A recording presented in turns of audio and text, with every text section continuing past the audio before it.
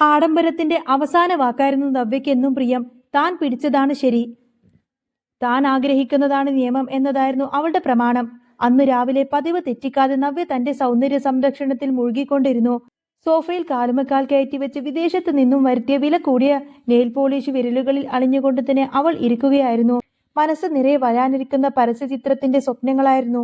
ആ സമയത്താണ് ചന്തുമോൾ അങ്ങോട്ടേക്ക് ഓടി വന്നത്. കുസൃതിയും കളിയും നിറഞ്ഞ ആ കുരുന്നു മനസ്സിൽ നവ്യയുടെ അഹങ്കാരത്തെക്കുറിച്ചോ വില കൂടിയ നെയിൽ പോളിഷിനെ കുറിച്ചോ യാതൊന്നും തന്നെ ചിന്തയുണ്ടായിരുന്നില്ല.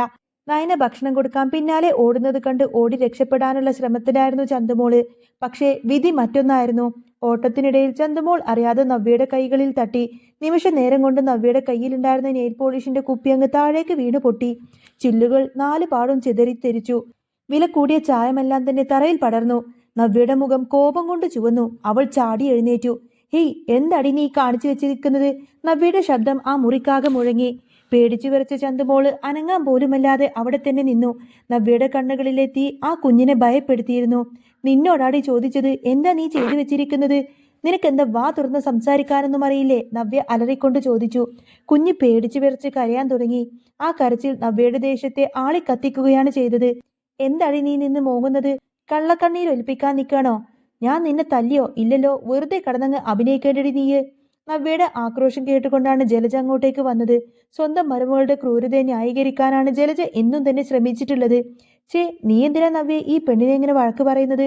ആരെങ്കിലും ഇതൊക്കെ കണ്ടു കഴിഞ്ഞാൽ പിന്നെ നിന്നെ കുറ്റപ്പെടുത്തും. ഇവളത്ര നിസ്സാരക്കാരിയൊന്നുമല്ല. നമ്മൾ പറയുന്നതൊക്കെ വള്ളി പുള്ളി വിടാതെ അവൾ ആ നയനയുടെ ചെവിയിൽ എത്തിക്കും. ജലജ എരുതിയിൽ എണ്ണയൊഴിക്കുന്നത് പോലെ പറഞ്ഞു. ഇത് കേട്ട് നവ്യയുടെ നിയന്ത്രണം വിട്ടു. അവൾ ആരുടെ അടുത്ത് എന്ത് വേണമെങ്കിലും പറഞ്ഞോട്ടെ അമ്മേ. എന്റെ വിലപിടിപ്പുള്ള നെയിൽ പോളിഷാ ഇവൾ ഇങ്ങോട്ടേക്ക് നശിപ്പിച്ചത്. ഞാൻ കഷ്ടപ്പെട്ട് അധ്വാനിച്ച് മോഡലിംഗ് ചെയ്തുണ്ടാക്കിയ കാശുകൊണ്ട് വാങ്ങിച്ചതാണ് ഇതൊക്കെ. അല്ലാതെ ആരുടെയും ഔദാര്യമൊന്നുമല്ല. ഇതിന് പകരം ചോദിക്കാൻ എനിക്ക് അവകാശമുണ്ട്. നവ്യ കൈയോങ്ങിക്കൊണ്ട് തന്നെ കുഞ്ഞിനെ തല്ലാൻ തുടങ്ങിയതും ചേച്ചി എന്നൊരു വിളി അവിടെ മുഴങ്ങി കേട്ടു. നയനയായിരുന്നു അത്. ഓടി വന്ന് ചന്തുമോളെ തന്റെ മാറോട് ചേർത്ത് പിടിച്ചു നയന. ചേച്ചി, ചേച്ചി എന്തേ കാണിക്കുന്നത്? അറിയാതെ പറ്റിപ്പോയതല്ലേ. ചെറിയൊരു കുപ്പിയുടെ പേരിലാണോ ഈ കുഞ്ഞിനെ ഇങ്ങനെ തല്ലാൻ നോക്കുന്നത്? നയന ചോദിച്ചു. നിന്റെ കുഞ്ഞൊന്നും അല്ലല്ലോടി ഇവള്, അതുകൊണ്ട് നിനക്ക് വേദനയൊന്നും കാണില്ല. എന്റെ നഷ്ടം എനിക്കല്ലേ അറിയൂ. നവ്യ വിട്ടുകൊടുക്കാൻ തയ്യാറായില്ല. നയനയുടെ ക്ഷമ നശിച്ചു തുടങ്ങിയിരുന്നു.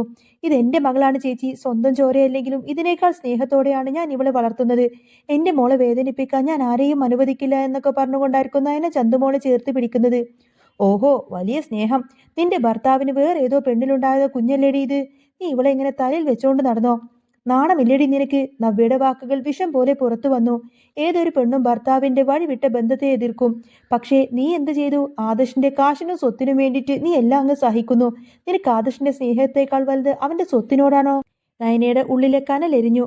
സ്വന്തം ഭർത്താവായ ആദർശിനെ കുറിച്ച് ഇത്രയും നീചമായ വാക്കുകൾ കേട്ടു നിൽക്കാൻ അവൾക്ക് കഴിഞ്ഞില്ല. നിർത്തു ചേച്ചി. എന്റെ ഭർത്താവിനെ കുറിച്ച് ഇനി ചേച്ചി ഒരക്ഷരം പോലും മിണ്ടിപ്പോവരുത്. ചേച്ചി വിചാരിക്കുന്നത് പോലെയൊന്നുമല്ല കാര്യങ്ങള്. ആദർശേട്ടൻ ആരെയും വഞ്ചിച്ചിട്ടില്ല. വഞ്ചനയുടെ മുഖം ആർക്കാണെന്ന് ചേച്ചിക്ക് വൈകാതെ തന്നെ മനസ്സിലാവും. നവ്യ പുച്ഛത്തോടെ ഒന്ന് ചിരിച്ചു. ഓ, നിന്റെ ഭർത്താവ് വലിയ പുണ്യാളൻ. എന്റെ ഭർത്താവ് അബിയെ കണ്ട് പഠിക്കാൻ പറ അവനോട്. സ്നേഹവും വിശ്വാസവും എന്താണെന്ന് അബിക്ക് നന്നായിട്ടറിയാം. നയനക്കന്നേരം ചിരി വന്നു. അബിയോ? ചേച്ചിയുടെ ആ നല്ല ഭർത്താവ് ആദർശേട്ടനെ കുറിച്ച് എന്തൊക്കെയോ ചേച്ചിയോട് പറഞ്ഞിരിക്കുന്നതെന്ന് എനിക്കറിയാം. ആദർശേട്ടന് ചേച്ചിയോട് മോഹമുണ്ടെന്നല്ലേ അബി പറഞ്ഞത്? സ്വന്തം തെറ്റുകൾ മറക്കാൻ മറ്റുള്ളവരെ പഴിചാരുന്ന സ്വഭാവം ആർക്കാണെന്ന് ചേച്ചി തന്നെ ചിന്തിച്ചു നോക്ക്. വാക്കേറ്റം മുറുകുന്ന നിലയിൽ ആദർശ് അങ്ങോട്ടേക്ക് വന്നു. നയനെ അവിടെ നിന്നു മാറ്റിക്കൊണ്ടുപോവാൻ അവൻ ശ്രമിച്ചു. നബിയുടെ മനസ്സിൽ സംശയത്തിന്റെ വിത്തുകൾ പാകിക്കൊണ്ടാണ് ആ രംഗം അവിടെ അവസാനിച്ചത്. നയന എന്തൊക്കെയോ തന്നോട് പറയാൻ ശ്രമിച്ചു. പക്ഷേ ആദർശ് അത് തടഞ്ഞു. എന്തായിരിക്കും അവർ ഒളിക്കുന്നത്?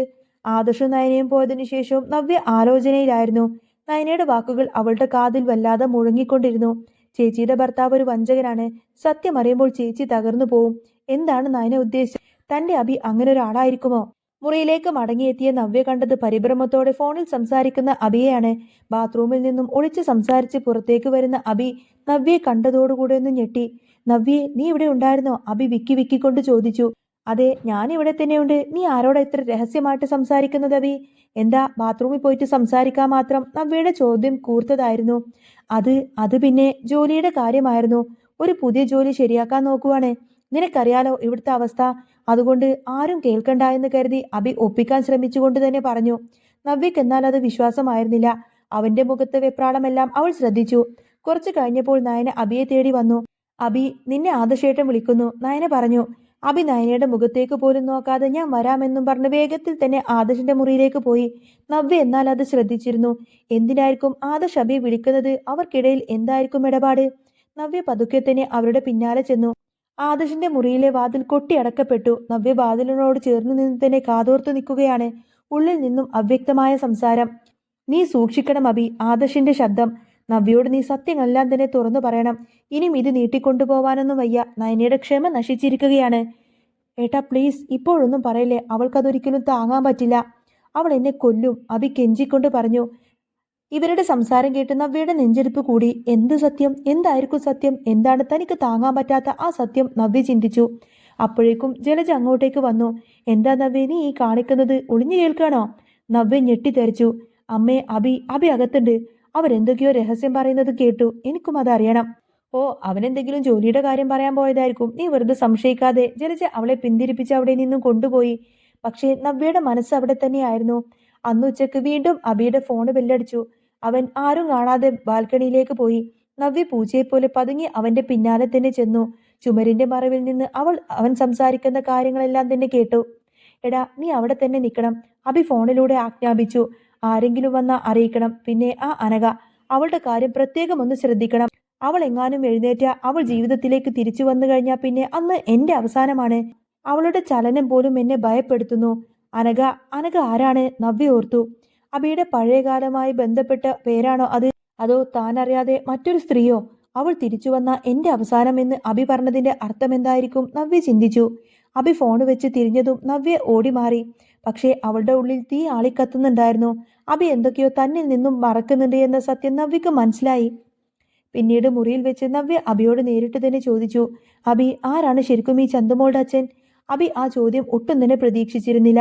അവൻ ആകെ വിയർത്തു തുടങ്ങി. നീ എന്താ നവ്യ ഇങ്ങനെയൊക്കെ ചോദിക്കുന്നത്? ആദർശേട്ടനല്ലേ? അത് ആദർശേട്ടൻ തന്നെ എല്ലാവർക്കും മുന്നിൽ സമ്മതിച്ചതല്ലേ? ആ കാര്യം എല്ലാവർക്കും അറിയാവുന്നതുമല്ലേ? എനിക്ക് സംശയമുണ്ട് അബി, നിന്റെ പെരുമാറ്റത്തിൽ, നയനയുടെ വാക്കുകളിൽ എല്ലാം വിരൽ ചൂണ്ടുന്നത് മറ്റൊന്നിലേക്കാണ്. സത്യം പറയണം, ചന്തുമോളുടെ അച്ഛൻ അത് ആദർശ് തന്നെയാണോ?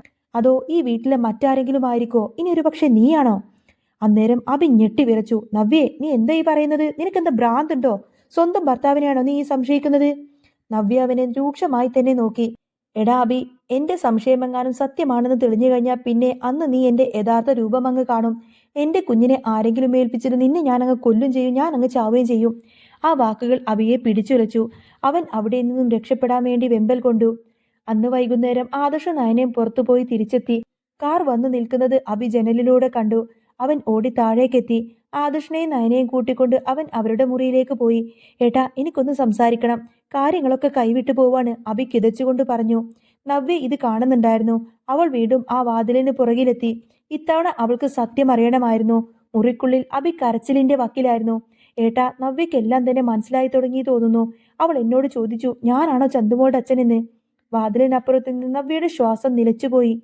അവൾക്ക് സത്യം ഏകദേശം അങ്ങ് ബോധ്യപ്പെട്ടിരുന്നു. അഭി തുടർന്നു. ഞാനാണ് ചന്തുമോളുടെ അച്ഛനെന്ന സത്യമെങ്ങാനും അവൾ തിരിച്ചറിഞ്ഞു കഴിഞ്ഞാൽ പിന്നെ അവൾ എന്നെ കൊല്ലുമേട്ടാ. അവൾ പറഞ്ഞത് എന്നെ കൊന്നുകളയും, അവൾ മരിക്കുമെന്നൊക്കെയാണ്. ഏട്ടൻ അവളെ ഒന്ന് പറഞ്ഞു മനസ്സിലാക്കണം. എന്റെ ഭാഗമൊന്ന് ന്യായീകരിക്കണം. ആദർശ് ദേഷ്യത്തോടെ പറഞ്ഞു. എടാ, ഇനിയെങ്കിലും നീ ആ സത്യം സമ്മതിച്ചല്ലോ. നീ ചെയ്ത തെറ്റിന്റെ ഫലമാണ് ഇപ്പൊ നീ അനുഭവിക്കുന്നത്. നിന്റെ കുഞ്ഞാണ് ചന്തുമോള്. ആ കുഞ്ഞിനെ അനാഥയെപ്പോലെ ഉപേക്ഷിച്ചിട്ട് നീ ഇവിടെ മാന്യനായി നടക്കുന്നു. എന്നിട്ട് അതിന്റെ പഴി മുഴുവൻ കേൾക്കുന്നത് ഞാനും നയനയും. ഇതിനൊക്കെ ഒരു അറുതി വരണം. എനിക്കറിയാം ഏട്ടാ, പക്ഷേ ഇപ്പോൾ സത്യം പുറത്തു വന്ന എന്റെ കുടുംബം തകരും. നവ്യ എന്നെ വെറുതെ വിടില്ല. ഏട്ടൻ എങ്ങനെയെങ്കിലും അവളെ ഒന്ന് തണുപ്പിക്കണം പ്ലീസ്. പുറത്തുനിന്ന് ഇതെല്ലാം കേൾക്കുന്ന നവ്യ ആകെ തകർന്നു പോയിരുന്നു. അവളുടെ ലോകം തന്നെ കറങ്ങുന്നത് പോലെ അവൾക്ക് തോന്നി. താൻ ദൈവത്തെ പോലെ സ്നേഹിച്ച ഭർത്താവ് അവൻ തന്നെ വഞ്ചിക്കുകയായിരുന്നു. ആദർശിനെ അവൾ എത്രമാത്രം വെറുത്തു. നയനെ അവൾ എത്രമാത്രം വേദനിപ്പിച്ചു. അതെല്ലാം തെറ്റായിരുന്നു. യഥാർത്ഥ വില്ലൻ സ്വന്തം ഭർത്താവായിരുന്നു എന്ന സത്യം നവ്യ തിരിച്ചറിഞ്ഞു. ചന്തുമോൾ, ആ പാവം കുഞ്ഞ് അബിയുടെ ചോരയാണ്. തന്റെ ഭർത്താവിന്റെ സ്വന്തം ചോര. തന്റെ ഭർത്താവിന്റെ രക്തത്തിൽ പിറന്ന കുഞ്ഞ്.